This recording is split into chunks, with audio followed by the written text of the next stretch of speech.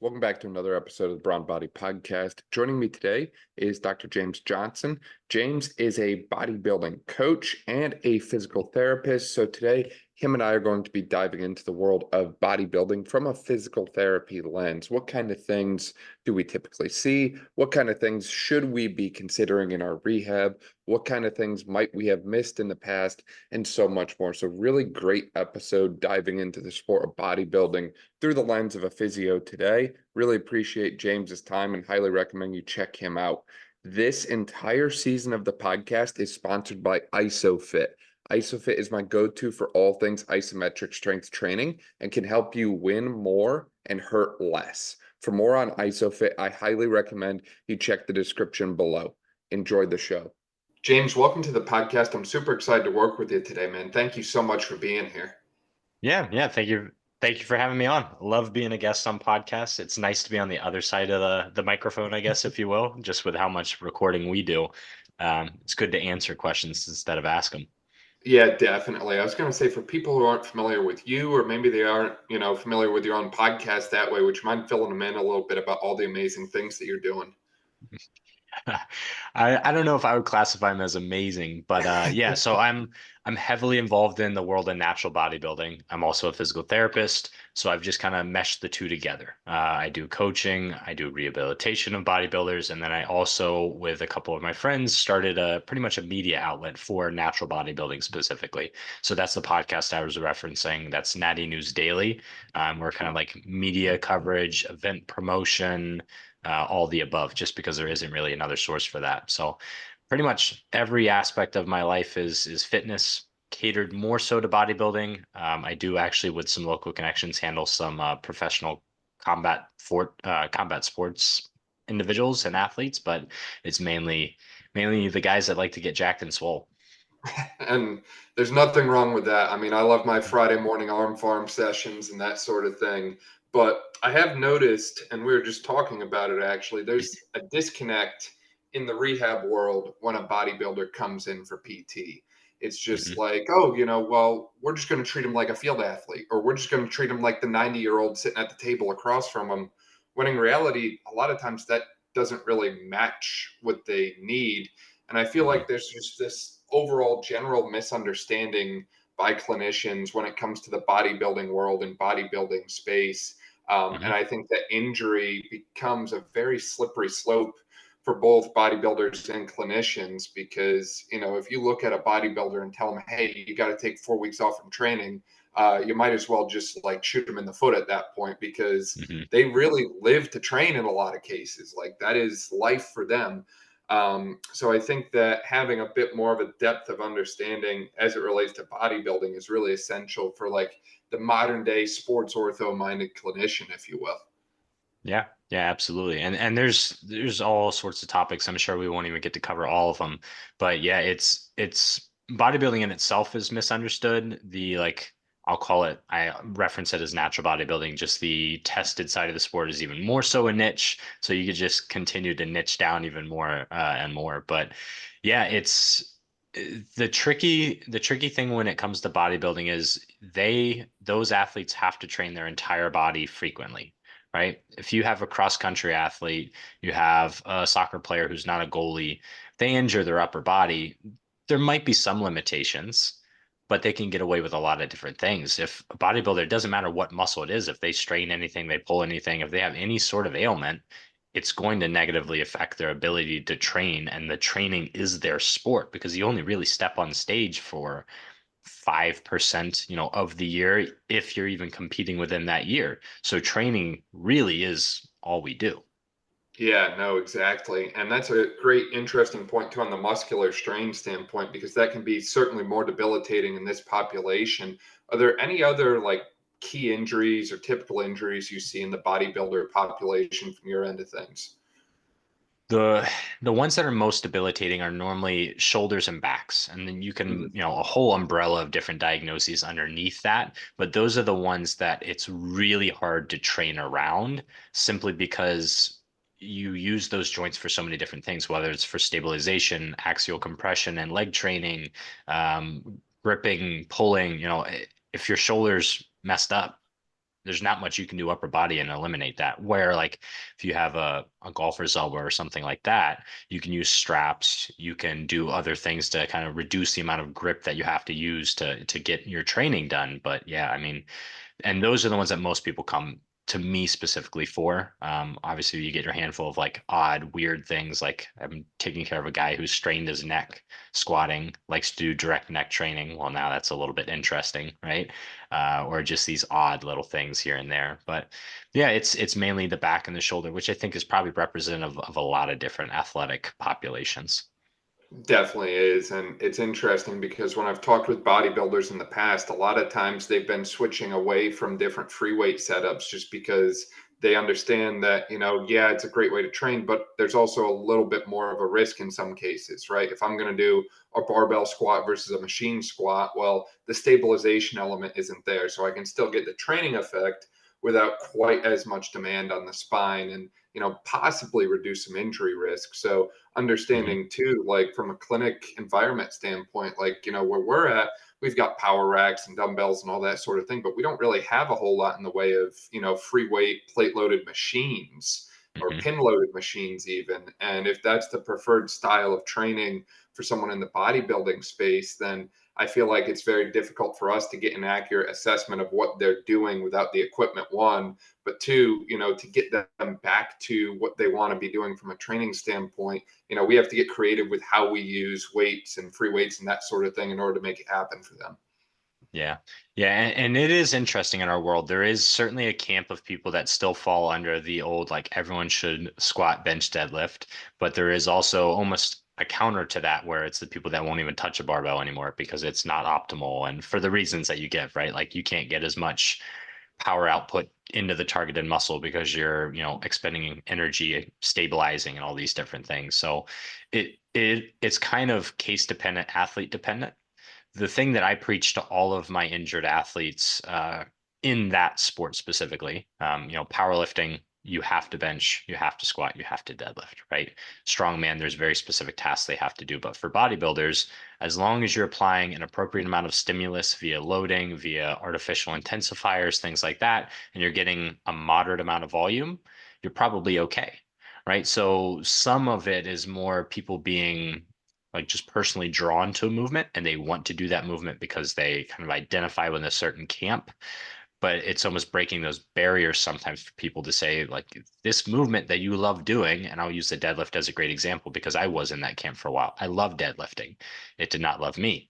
I pretty regularly, especially when I'm in a depleted state trying to prep for a competition, when fatigue is high and recovery is minimal, that movement just wasn't serving a good purpose for me. So it's kind of teaching them to step outside of looking at it from a movement perspective or an exercise perspective and looking at it as like a foundational pattern. Like, how do I train this pattern or how do I train this group of muscles, right? And not, I have to deadlift. It's where else can I get this volume from?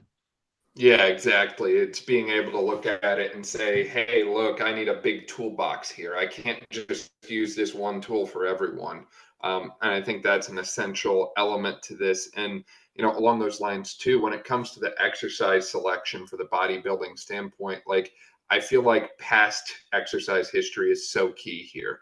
Mm-hmm. Because to your point, maybe someone, they strain their pec benching and now they only do dumbbell bench instead of barbell bench or something like that. Like I need to understand someone's past training history in the bodybuilding world. And I also need to understand all the other elements that are going on in their life at that moment, where they are in prep and so on that way, because that's going to impact how I program.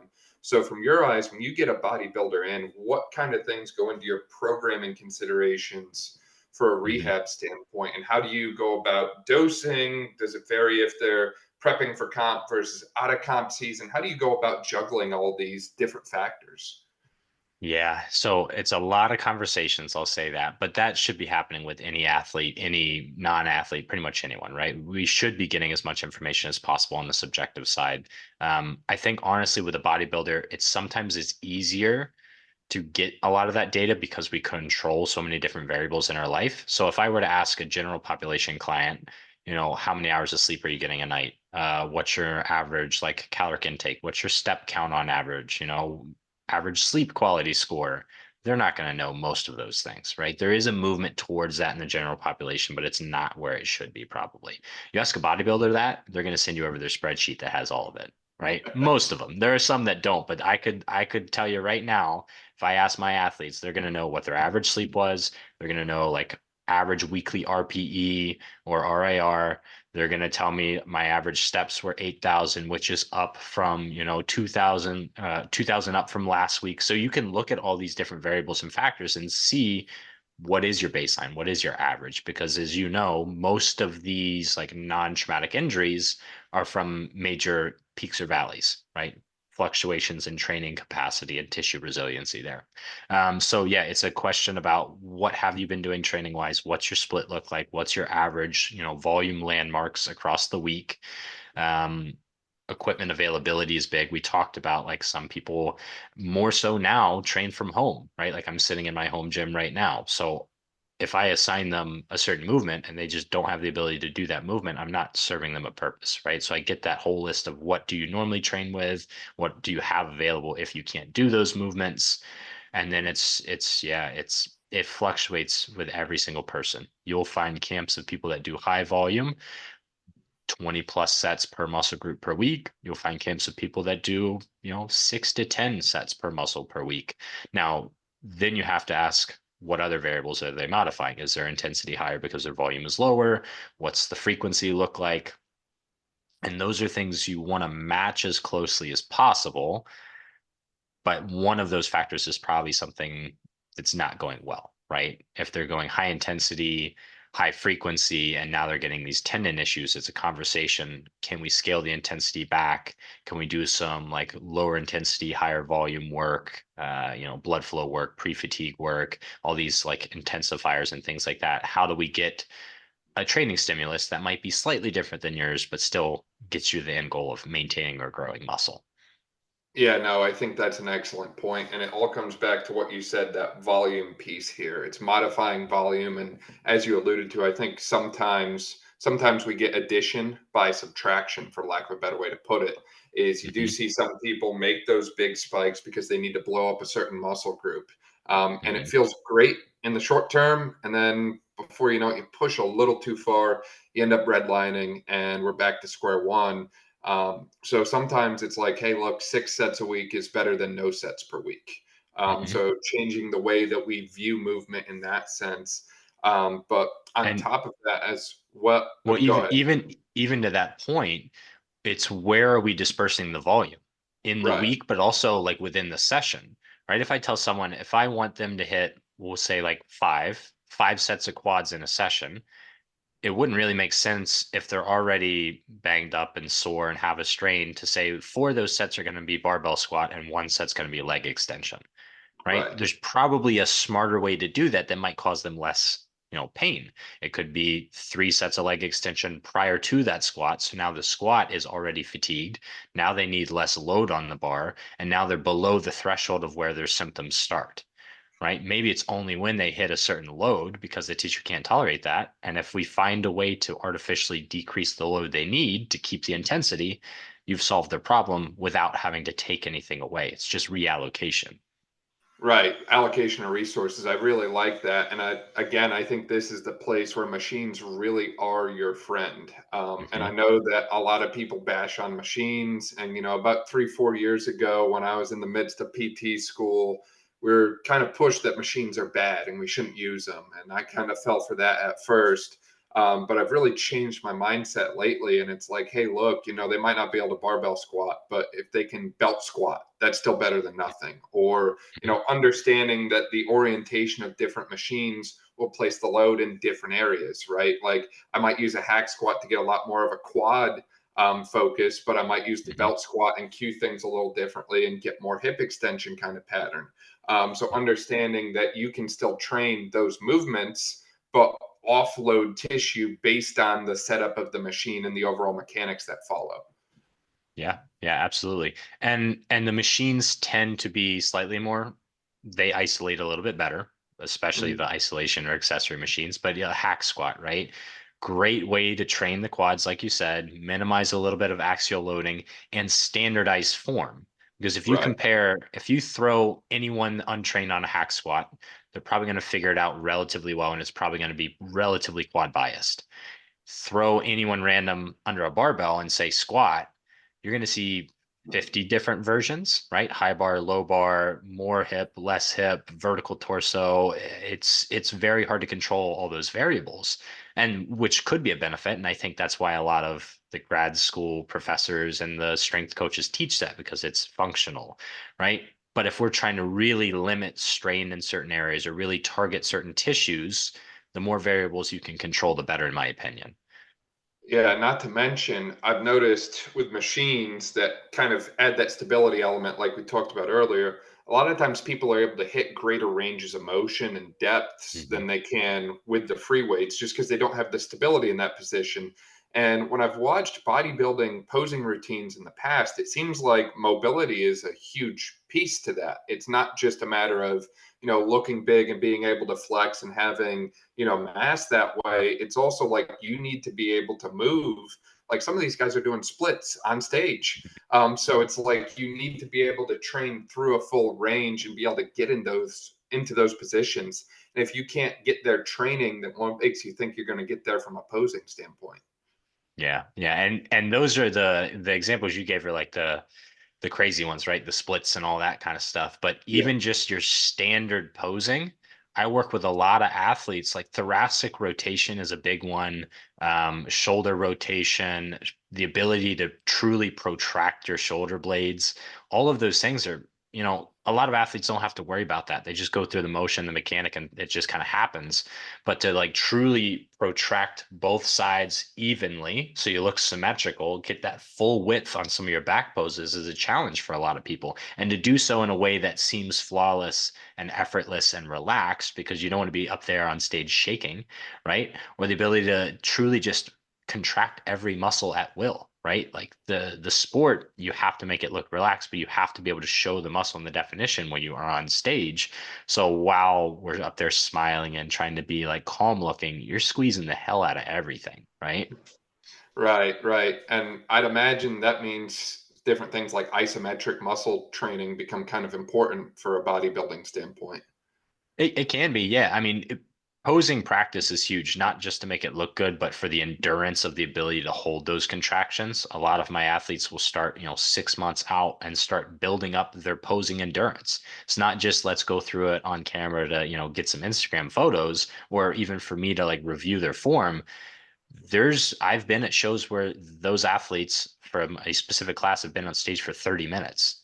Have you ever tried to hold muscle contractions for 30 minutes, right? Even with small breaks to rotate and hit other poses, those guys are dripping sweat by the time they're off stage. So there's a whole different like muscular endurance component to it.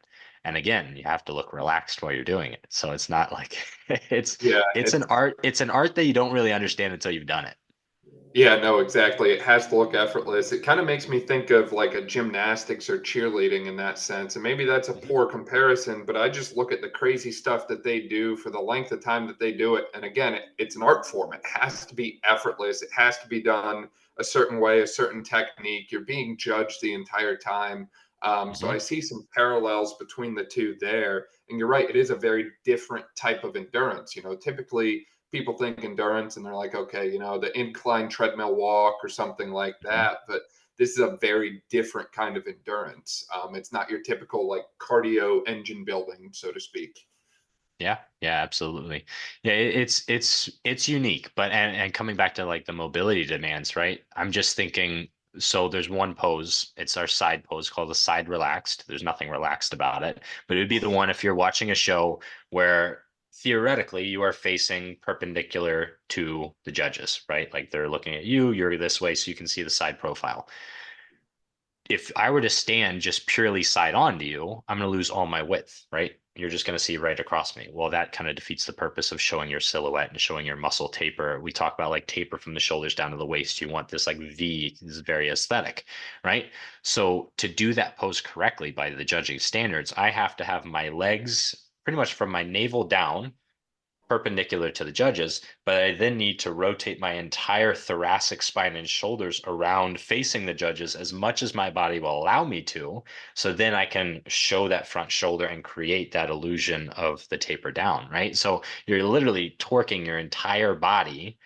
And it's, for a lot of people, very uncomfortable. I've honestly had athletes injure themselves from posing. Really It's Yeah, quad interesting. strains from squeezing too hard or too long, tweaks to the back from rotating around, shoulder strains because, trying to get fully externally rotated while you're protracting. It's uncommon, but I've had it happen, mainly on show day or close to show day when, again, they haven't, they're eating 1,700 calories and have been for months. They're doing a ton of cardio. They're glycogen depleted. They're just redlining everything, right? So they have no recovery capacity left. It's interesting you bring up injuries in the posing because I think I've heard of a couple cases of like literally like ankle sprains and girls who they're walking in the heels and next thing you know they end up taking a misstep, and it's crazy to think about the injury coming from literally posing practice instead of like the training itself. Mhm. But it sounds like it can really happen anywhere. Yeah, well, I think it just goes to show for those listening. I mean, it might sound super dramatic, but it goes to show just how close to like failure these athletes are. If you are pushing Yeah. it to the extreme, it is an extreme sport, and you are right on that cusp of a big injury or just something going wrong because you are using all of your resources just to get throughout the day. And this is something that bodybuilders will understand. Anyone that's not a bodybuilder won't understand. But when you are in a depleted state for, we'll call it 6 months, some people do it less than that. Some people do it longer. Like I'm currently in prep. I've been dieting and will have dieted for 13 months by the time I step on stage. Right. So there's hormonal changes. There's changes to every aspect of your body. When you get towards the end of that prep, there will come a time where the energy to get up off the couch to go get your next meal is just, you don't want to do it, right? You just your entire body slows down. So you're in such a poor state to get to the conditioning that's required for current bodybuilding standards. But now I have to go train 0 to 3 reps away from failure. Otherwise, I'm going to lose all the muscle that I'm trying to show. Right. So it's this very unnatural thing that we're doing. We're taking every amount of resources away from our body as we can, but fighting against the natural tendency to try and lose muscle to save energy. And now to top that all off, you're going to sit there and expect someone to attend 2 to 3 PT sessions a week, 45 to 60 minutes each, when they're Mhm. already right on the cusp of, just catastrophic injury, really. Mhm. And I think it becomes a conversation then of like, when we get someone in the PT clinic who's in that state, as we already mentioned, it's important to see what we can see from an eval standpoint, have those conversations about where they're at, but also like understand like you need to prepare very well what you're going to do with them and have a very like I would say like a over communicated plan, not just with them, but Mhm. with their coaches, with whoever's doing their diet programming, possibly even a posing coach. That's the other thing. I feel like PTs underestimate just how many people are involved in this and the overall Mhm. financial investment into this sport. Like, I remember hearing from some of the girls I know that the suits that they wear on stage are basically like prom dresses with half the fabric. And then Mhm. when I saw the cost, I was like, oh, they're not even kidding. So big financial impact, a lot at stake if they come to you in prep with injury. And it's something that we can never really afford to mess up. So over communication and even just being open minded to take advice and tips from their coach on different things. Like, hey, I've worked with them for 3 years and they responded well to this in the past. Maybe Mhm. you steer your rehab in that standpoint. You don't have to have all the answers yourself. This can very much be a more like collaborative effort, I think, for a rehab. Yeah. Yeah. It almost has to. Just like you said, if an athlete has had a coach for years, the specific exercise selection that they're using is probably there for a reason. Certain movements go well, certain movements don't go well. The order of operations for fatigue management across the session or across the week, and you start going in and completely overhauling it, or throwing out just, heavy eccentric training for tendon health, right? Great in concept.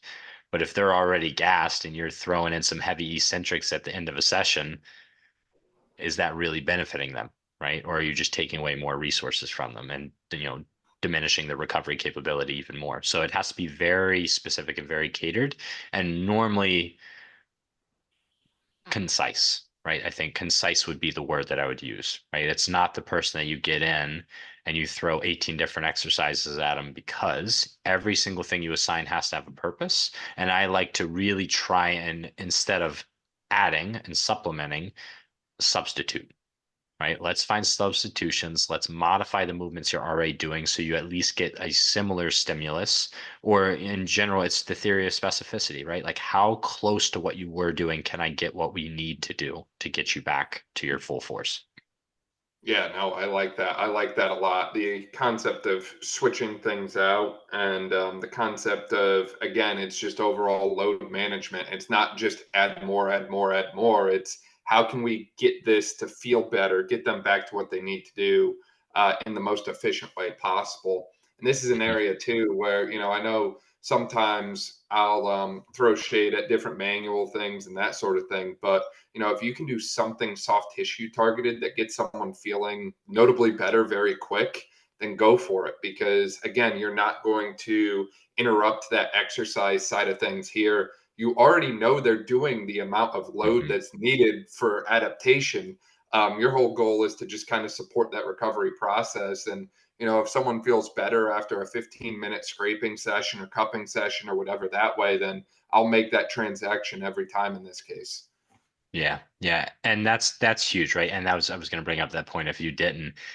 A lot of the individuals that fight against the passive modalities or the manual therapy, their argument is always, well, we want to empower the athlete, we want to empower the client, patient, individual, whatever, to strengthen and adopt these lifestyle factors that will help them long term.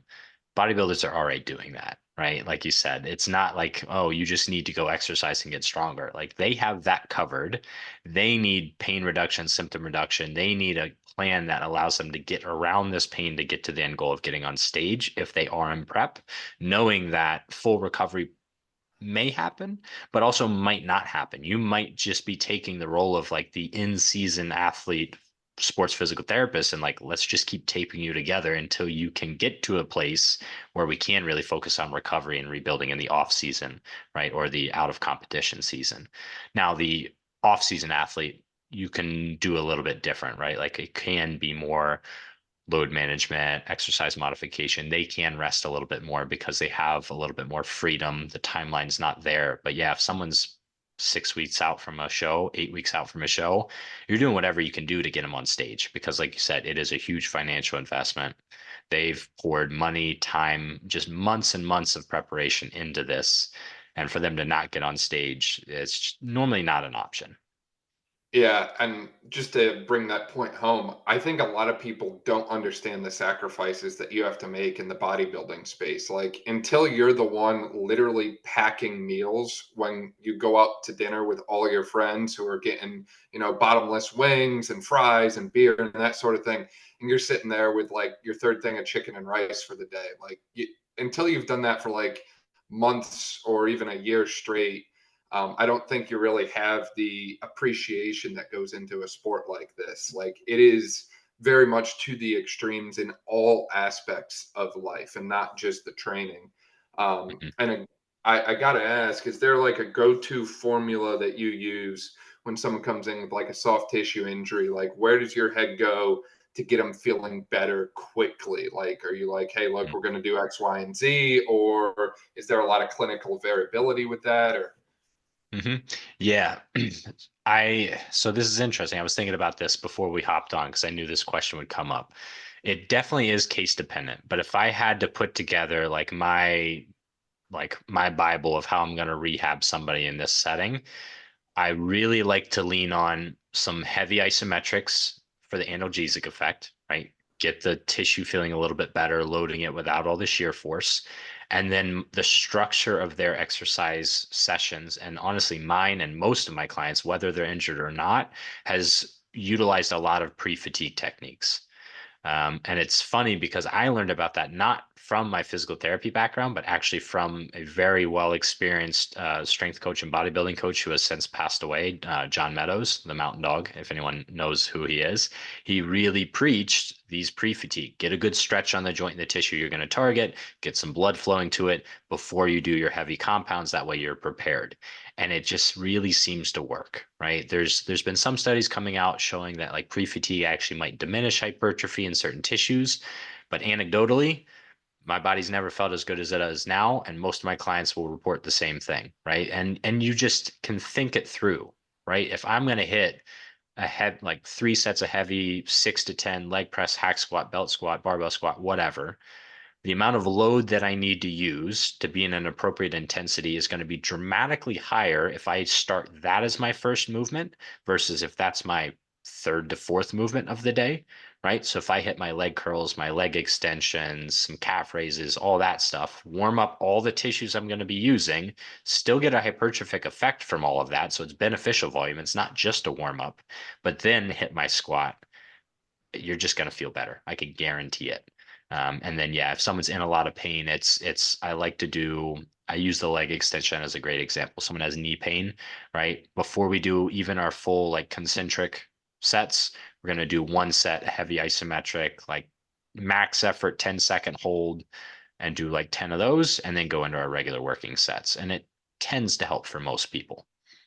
I love that you bring up the isometrics here. And this is something I've talked about with a number of guests over the past several months, and I've incorporated it into my own training. And I completely agree. I feel a lot better training myself when I hit those ISOs first. So Mhm. much so that typically my leg day now starts with leg extension and leg curl ISOs. And Mhm. I know that some people are going to hear this and they're going to laugh, but that hip abduction adduction machine actually makes for a really good hip ISO.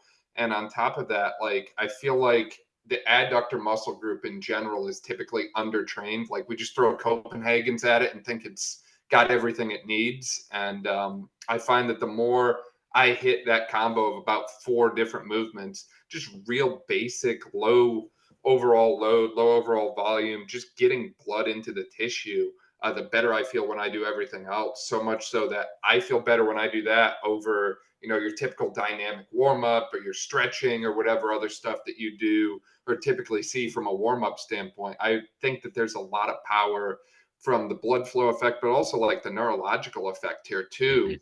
Mhm. Especially in a sport like bodybuilding, you need to be able to contract specific muscle groups. And if you can't Mhm. feel it, then maybe put yourself where you should be building tension there and hold it. And eventually you'll get that, mind muscle connection, for lack of a better way to put it. Yeah, absolutely. And that term in itself is huge, right? Like the mind muscle connection, even if you wanted to scale it back to the posing, right? Like if I can't feel what I'm doing, I probably can't contract what I'm doing. And the best way to learn how to contract a muscle for posing is to do it under load, right? So we'll do for a lot, if someone's struggling to get into the pose, I will use their training to help teach them that, right? Struggling to protract your scaps.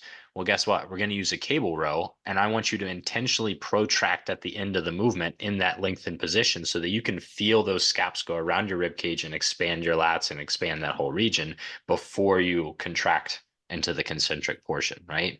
Or really anything, right? Like squeezing at the top of a leg extension just to work on like how well can I volitionally, contract my quad in a pose, all those different things. And it all ties into that training and the ability to not just move weight from A to B, but feel what you're doing, understand what you're doing, and control what you're doing.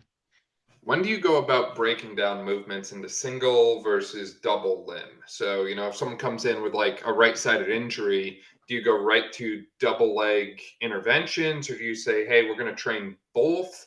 Or are you just going to train the injured side? How do you go about, determining what to train and how to train that way from a PT standpoint, but also from a, potential program modification standpoint? Again, it depends, right? We all hate It that term. We does. all use that term all the time. Normally, for those you talked about your warm ups, right? I follow a similar setup. If it is very much an acute issue that's unilateral, that's where most of the unilateral stuff will come from, less so the compounds, just because the time component of that and, the loading and all that. So if I want someone, say they've got like shoulder pain, I'll probably do some single arm pull downs or single arm variations first, just so we can really focus on the tissues that are injured, damaged, painful, however we want to term it, and then move back into the compounds once we're warmed up. So in that initial warm up stage is probably where most of the unilateral training is coming, just because it allows you to focus on it a little bit more, right? Get into a stretch under probably some safer loads, that kind of thing. Yeah, no, I like that. I like that a lot. And I think that works well in the sense that you can still train the tissue that you need to target a little bit more specifically from an injury standpoint, but you can still get good work in on both sides because, normally I have the conversation about asymmetries and say, look, it's a byproduct of sport. If you look at a baseball pitcher, yeah, their throwing arm is going to look very different than their non-throwing arm. But in a sport like bodybuilding, asymmetries can mean the difference between first and second place. So it's a matter of we need to get the injured tissue to catch up, but we can't do so in a way that compromises that, side to side symmetry. Yeah, yeah, absolutely. And that's where you have to get a little bit creative, because you want your volume side to side to be the same. Um, but obviously there's going to be a certain threshold that an injured tissue can tolerate. So you'll see a lot of, and I think it's interesting because the things that I talk about for bodybuilding are things that physical therapists have slowly started incorporating, but it came from the bodybuilders first, or at least in my understanding, in my like where I learned it, right? Like BFR, been using that for a decade now, but it was for hypertrophy, not for rehab first. And then I almost after the fact was like, oh, this could be fantastic, post-surgical when people can't tolerate good loads, right? So BFR, cluster sets or myo reps, rest pause, all these different like intensity techniques where you're in a fatigue state, so therefore the load is going to be artificially lower. I can still accumulate the same amount of volume on that side as I can the non-injured side, just in a way that the tissue will tolerate it. Yeah, no, I like that. I like that a lot. I think that's a great breakdown. And I feel like so far we've covered a lot in the realm of training and we've covered a lot of the other considerations that go into bodybuilding from a little bit of like a energy systems, nutrition, dietitian standpoint, a little bit of the importance of teamwork and collaboration here. But I'm curious, for the PTs out there, maybe we haven't seen a comp day before, maybe we haven't been in that environment. What is that like? Because I feel like the more you can understand what, quote unquote, game day looks like for someone, the better off you're able to provide for them. And, again, we can go to a baseball game or a softball game easy enough, but not many people go to bodybuilding shows. They should, but I haven't seen the same draw to that as I do like, your mainline sports, so to speak. Yeah. Well, luckily enough, I would say the actual game day, it's kind of just, we talk about it like once you've made it to the stage, the work is done, Yeah. right? You're as lean as you're going to be. There are some like peaking protocols we use. So maybe we look a little bit better than what we would. Maybe we're a little bit less run down. But from an energy like point of view or injury point of view, there's not much to be done. It's a little bit of food, a little bit of water, certain like modifications to your diet leading up to it. But the training on that week is normally a little bit reserved because we don't want to expend too much energy and just deplete ourselves further. We also don't want to risk injury. So the training is lighter. The training is normally lower volume as well as just lower intensity. And then on the actual day itself, it's just a matter of kind of getting the food in the system. We do a little bit of a pump up to get the blood flowing and like fill up the muscles with glycogen and all that fun stuff. And then you just go on stage and kind of like celebrate the fact that you just went through this thing that most people will never do. So I very fondly love being backstage, but for like the physical therapist or the rehab professional, not much, right? It's not like baseball or football or something where like there's a lot of contact and a lot of trauma or like power output on that day. Other than what we talked about with the posing endurance, that's really the hardest part of the day. So if you wanted to think of it and you are someone who's nutritionally minded, hydration comes into play a huge amount. Electrolyte balance comes into play a huge amount for the posing endurance, but also just for the look of the physique, right? The outdated model, and I will strongly stand behind that it is outdated, was to cut water, cut salt, cut all these variables that we know are great for vascularity. I don't know why they did it. I have my theories, but I won't say them. Um, and then to just throw a bunch of carbs into the system. Well, we know that water is used to transport glycogen into the muscle. We know that water helps with vascularity, salt helps with vascularity, all these different things. And there's been studies where if you deplete your salt, it actually just pulls salt from other tissues, and you don't ever actually change your like osmolarity, right? Because our body's trying to regulate that. So it what it should be and what it is now more so in the evidence-based crowd is we're actually increasing water a little bit so that we are more filled, and the carbs that we're trying to carb up with so we look more full are actually shuttled into the muscle. And it's really just optimizing those factors without eating so much that we're bloated. That's the fun part of it. What foods can we get in to eat these somewhat crazy amounts of carbs? When I talk about like crazy, I don't eat that many compared to some, but on show day, I'll eat 600 grams of carbs before midday, where there are athletes that over a period of 2 days before will eat 1,000, 2,000 grams of carbs, right? Which I want someone to calculate that. If you're not familiar with bodybuilding, look at how much food you have to eat of easily digestible food to hit that, right? It's pretty Yeah. challenging. Yeah, because at 4 calories a gram, and as you said, easily digestible. So I'm thinking like white rice is always the first thing that comes to mind. You realize just how much you got to take in, and it's like you almost end up force feeding yourself, Hmm. for lack of a better way to put it. But again, it's a sport of the extremes, and that's what makes it so special. In my Hmm. opinion, is it's not something that just anyone can pick up and go do. Yeah, yeah, and if you do on the rehab side of things, the coaching side of things, you do those athletes a disservice, right? Like you really need to understand the sport to call yourself, a rehab professional for bodybuilders, because there are so many intricacies that come with it. It's not just going to the gym taken to the extreme, right? It's not just dieting taken to the extreme. There are a lot of other factors that go into it. They really are. And, even though we've talked about it for a length of time here today, I realize we just kind of scratched the surface. Is there anything that you feel like we missed or anything else that's really essential that comes to mind for you today, James?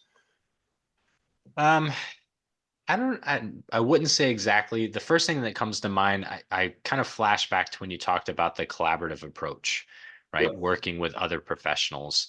And I think that's huge. And unfortunately, I've seen it too much where I don't know if it's because now we have a doctorate or what. Physical therapists come out of grad school and we think like we know it all, right? I have met some fantastic strength coaches, personal trainers, bodybuilders across the board that know way more about musculoskeletal rehab than a new grad. And I know some that aren't, right? Like there's good apples in every camp, and just be open to learning from other people, regardless of what their qualifications and credentials are. Because there's guys that have been in the gym for 3 decades now, and they've figured out a lot of the things that we're now learning and understanding just from being in the trenches and doing it and figuring what works and what doesn't work, right? Is it the most evidence-based approach? No. But can we combine anecdote with evidence to get the best result? Probably, but only if we're open to listening to others.